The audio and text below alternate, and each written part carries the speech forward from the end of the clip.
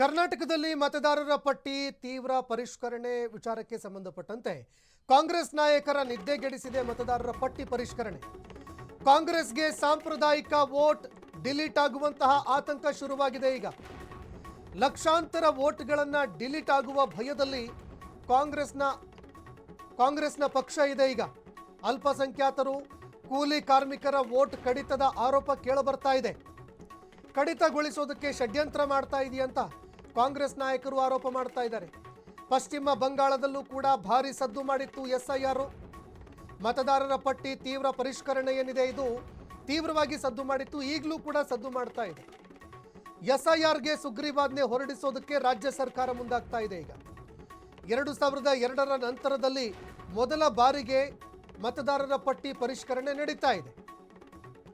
ಈ ನಡುವೆ ವಿಪಕ್ಷಗಳು ಹೇಳ್ತಾ ಇರೋದು ಆ ಗೆಲ್ಲುವ ಮಾರ್ಜಿನ್ ಏನಿದೆ, ಅಂದರೆ ಒಂದು ಕ್ಷೇತ್ರದಲ್ಲಿ 15,000 ಗೆಲ್ಲೋ ಮಾರ್ಜಿನ, 20,000 ಗೆಲ್ಲೋ ಮಾರ್ಜಿನು, ಅಥವಾ 5,000 2,000 ಗೆಲ್ಲೋ ಮಾರ್ಜಿನ್ ಏನಿರುತ್ತೆ ಅಷ್ಟು ಮಾರ್ಜಿನ್ ವೋಟ್ಗಳನ್ನು ಡಿಲೀಟ್ ಮಾಡ್ತಾ ಇದೆ ಚುನಾವಣಾ ಆಯೋಗ ಅಂತ ಗಂಭೀರವಾಗಿ ಆರೋಪ ಮಾಡಿತ್ತು. ಮತ್ತೊಂದು ಕಡೆ ಯಾರು ಮತದಾರರಿದ್ದಾರೆ ಅವರಿಗೆ ಮತ್ತೆ ತಮ್ಮ ಮತದಾನದ ಪಟ್ಟಿಯಲ್ಲಿ ಹೆಸರನ್ನ ತರೋದಕ್ಕೆ ಸಾಕಷ್ಟು ಸಂಕಷ್ಟಗಳು ಎದುರಾಗುತ್ತೆ.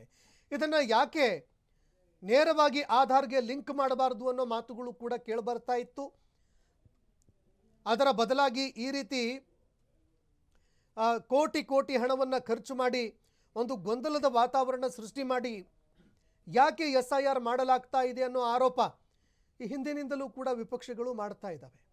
ಈಗಲೂ ಕೂಡ ಇದು ಮುಂದುವರಿತಾ ಇದೆ. ಈಗ ರಾಜ್ಯದಲ್ಲಿ ಮತಪಟ್ಟಿ ಪರಿಷ್ಕರಣೆ ಮಾಡೋದಕ್ಕೆ ಚುನಾವಣಾ ಆಯೋಗ ಮುಂದಾಗ್ತಾ ಇದೆ. ಈ ನಡುವೆ ರಾಜ್ಯ ಕಾಂಗ್ರೆಸ್ ಹಾಗೂ ವಿಪಕ್ಷಗಳು ತೀವ್ರವಾಗಿ ಆಕ್ರೋಶ ಹೊರಹಾಕ್ತಾ ಇದ್ದಾವೆ. ಯಾವುದೇ ಕಾರಣಕ್ಕೂ ಕೂಡ ನಾವು ಇದನ್ನು ಒಪ್ಕೊಳ್ಳೋದಿಲ್ಲ, ಕರ್ನಾಟಕದಲ್ಲಿ ಮತಪಟ್ಟಿ ಪರಿಷ್ಕರಣೆ ಆಗೋದಕ್ಕೆ ಬಿಡೋದಿಲ್ಲ, ಅದರ ವಿರುದ್ಧವಾಗಿ ನಾವೀಗ ಸುಗ್ರೀವಾಜ್ಞೆಯನ್ನು ಹೊರಡಿಸ್ತೀವಿ ಅಂತ ರಾಜ್ಯ ಸರ್ಕಾರ ನಿರ್ಧಾರ ಮಾಡ್ತಾ ಇದೆ. ಇನ್ನು ರಾಜ್ಯದಲ್ಲಿ ಎಸ್ಐಆರ್ಗೆ ಚುನಾವಣಾ ಆಯೋಗ ಮುಂದಾಗ್ತಾ ಇದೆ. ಜೂನ್ 20ರಿಂದ ಜುಲೈ 29ರವರೆಗೆ ಮತಪಟ್ಟಿ ಪರಿಷ್ಕರಣೆ ಆಗುತ್ತೆ. ಬಿಜೆಪಿ ಚುನಾವಣೆ ಗೆಲುವಿನ ಲೆಕ್ಕಾಚಾರಕ್ಕೆ ಈಗ ಬೂಸ್ಟ್ ಸಿಗೋ ಸಾಧ್ಯತೆ ಇದೆ. ಪಶ್ಚಿಮ ಬಂಗಾಳದಂತೆ ಕರ್ನಾಟಕದಲ್ಲೂ ಕೂಡ ಬಿಜೆಪಿಗೆ ಬೂಸ್ಟ್ ಸಿಗುತ್ತಾ? ಹಾಗಾದ್ರೆ ಮುಂಬರುವ ಜಿಬಿಎ, ಜಿಲ್ಲಾ ಪಂಚಾಯಿತಿ, ತಾಲೂಕು ಪಂಚಾಯಿತಿ ಎಲೆಕ್ಷನ್ ಮೇಲೂ ಕೂಡ ಇದು ಪರಿಣಾಮ ಬೀರೋ ಸಾಧ್ಯತೆ ಇದೆ. 2028ರ ಅಸೆಂಬ್ಲಿ ಎಲೆಕ್ಷನ್ ಮೇಲೂ ಕೂಡ ಪರಿಣಾಮ ಬೀರೋ ಸಾಧ್ಯತೆ ಇದೆ.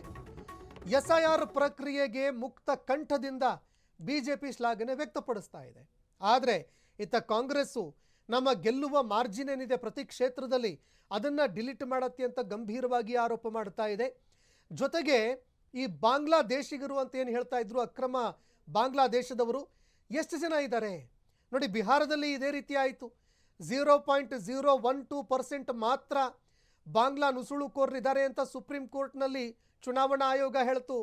ಅದಾದ ನಂತರದಲ್ಲಿ ಈಗ ವೆಸ್ಟ್ ಬೆಂಗಾಲ್ನಲ್ಲಿ 91 ಲಕ್ಷ ಜನರ ಒಂದು ಹೆಸರನ್ನ ಕಡಿತ ಮಾಡಲಾಯಿತು. ಆದರೆ ಅದರಲ್ಲಿ ಎಷ್ಟು ಜನ ಬಾಂಗ್ಲಾದವರಿದ್ದಾರೆ, ಎಷ್ಟು ಜನ ಅಲ್ಲಿಯ ಸ್ಥಳೀಯರಿದ್ದಾರೆ ಅನ್ನುವಂಥದ್ದಕ್ಕೆ ಸಂಬಂಧಪಟ್ಟಂತೆ ಈವರೆಗೂ ಯಾವುದೇ ಅಂಕಿ ಅಂಶಗಳು ಹೊರಬಂದಿಲ್ಲ. ಹೀಗಾಗಿ ಈ ಅನುಮಾನ ಸಹಜವಾಗಿ ಕಾಣೋದಕ್ಕೆ ಆರಂಭ ಆಗುತ್ತೆ. ಇದು ಬಾಂಗ್ಲಾ ಅಕ್ರಮ ವಲಸಿಗರು ಯಾರಿದ್ದಾರೆ ಅವರನ್ನು ಹೊರ ಹಾಕೋದಕ್ಕಂತ, ಅಂದರೆ ಒಂದು ಇಲಿಯನ್ನು ಹಿಡಿಯೋದಕ್ಕೆ ಇಡೀ ಬೆಟ್ಟವನ್ನೇ ಅಗಿಯೋದಕ್ಕೆ ಮುಂದಾಗ್ತಾ ಇದೆಯಾ ಚುನಾವಣಾ ಆಯೋಗ ಅನ್ನೋ ಅನುಮಾನ ಇಲ್ಲಿ ಕಾಡ್ತಾ ಇರುವಂಥದ್ದು. ಜೊತೆಗೆ ಆಧಾರ್ ಕಾರ್ಡ್ ಇದೆಯಲ್ರಿ, ಪ್ರತಿಯೊಂದಕ್ಕೂ ಕೂಡ ಆಧಾರ್ ಕಾರ್ಡನ್ನು ಲಿಂಕ್ ಮಾಡಬೇಕು. ಆದರೆ ಅದು ಚುನಾವಣಾ ಆಯೋಗಕ್ಕೆ ಈ ವೋಟರ್ ID ಏನಿದೆ ಅದರ ಜೊತೆ ಲಿಂಕ್ ಮಾಡೋದಕ್ಕೆ ಯಾಕೆ ಆಗ್ತಾ ಇಲ್ಲಪ್ಪ? ಎಲ್ಲರ ಡೇಟಾ ಕೂಡ ಬಹಳಷ್ಟು ಈಸಿಯಾಗಿ ಸಿಕ್ಕಿಬಿಡುತ್ತೆ, ಆದರೂ ಕೂಡ ಯಾಕೆ ಮಾಡ್ತಾ ಇಲ್ಲ ಅನ್ನೋ ಆರೋಪ ಕೇಳಿಬರ್ತಾ ಇದೆ. ಈ ಬಗ್ಗೆ ಮತ್ತಷ್ಟು ಮಾಹಿತಿ ಕೊಡ್ತಾರೆ ಪ್ರತಿನಿಧಿ ಮಾರುತಿ, ಫೋನ್ ಸಂಪರ್ಕದಲ್ಲಿ ಜಾಯ್ನ್ ಆಗಿದ್ದಾರೆ. ಮಾರುತಿ, ಮತಪಟ್ಟಿ ಪರಿಷ್ಕರಣೆ ವಿಚಾರಕ್ಕೆ ಸಂಬಂಧಪಟ್ಟಂತೆ ಇವತ್ತಿಗೂ ಕೂಡ ತುಂಬ ಯಕ್ಷ ಪ್ರಶ್ನೆಯಾಗಿ ಉಳಿತಾ ಇರುವಂಥದ್ದು ಆಧಾರ್ ಕಾರ್ಡು ಮ್ಯಾಂಡೇಟ್ ಅಲ್ಲ, ನಾವು ಅದನ್ನು ಲಿಂಕ್ ಮಾಡೋದನ್ನು ಒಪ್ಕೊಳ್ಳೋದಿಲ್ಲ ಅಂತ ಚುನಾವಣಾ ಆಯೋಗ ಹೇಳುತ್ತೆ. ಆದರೆ ಮತ್ತೊಂದು ಕಡೆ ವಿಪಕ್ಷಗಳು ಹೇಳ್ತಾ ಇರೋದು ಇಲ್ಲ, ನಮ್ಮ ಗೆಲುವಿನ ಮಾರ್ಜಿನ್ ಏನಿದೆ ಅದನ್ನು ಡಿಲೀಟ್ ಮಾಡ್ತಾರೆ ಅಂತ ಹೇಳ್ತಾರೆ. ಮತ್ತೊಂದು ಕಡೆ ಬಿಜೆಪಿ ಹೇಳೋದು ಅಕ್ರಮ ಬಾಂಗ್ಲಾ ವಲಸಿಗರು. ಈ ನಡುವೆ ಈಗ ರಾಜ್ಯದಲ್ಲಿ ಯಾವ ರೀತಿ ತಯಾರಿ ಮಾಡ್ಕೊಳ್ತಾ ಇದೆ ಚುನಾವಣಾ ಆಯೋಗ, ಆರೋಪ ಪ್ರತ್ಯಾರೋಪ ಏನಿದೆ ಅಂತ?